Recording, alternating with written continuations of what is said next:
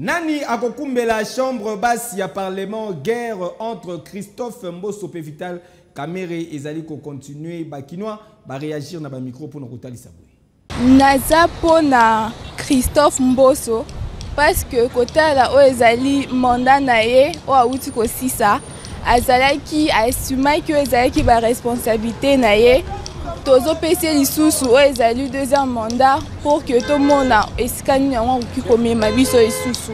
Kamerhe ina Mbosso basi baboti baza suna bana ti baza ta na ide moko bakoko bota lisusu te po esalisa mboka pona ngai moko ti aya na esika wana balongwa bakendo fanda toluka génération ya sika po te toza na besoin ya makambo ya sika.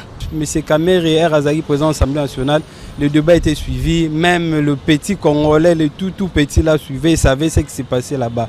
Mais avec Mbosso, tout ça là, c'est trop politique. C'est une assemblée mitigée, fanatique. Na bango nyonso tu mibale, na ngai na omona mutuku to azongisa te parce que Mbosso nata nyonso tu oyo asali na président.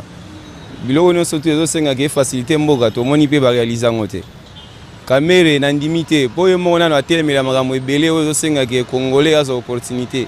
Ba kolinga kutu même pas chef de l'État a avancé parce que yemo na poste à la présidence oyo yebisa wana ba ko sala ndenge. Ndeti na bango mibale na moni ata mutu moko te parce que Vital Kamerhe azalaka pe déjà to mona solution moko te. Mbosso auti ko zala pe sikoyo kaka président d'âge de l'Assemblée nationale donc to moni pe elo moko te ba on nyonso basalika pona ba intérêt na bango na ba famille na bango pona population elo mo basate pona ngai ba mibale na moni mutu te ke ba luka ta mutu mususu akoyo ko zala.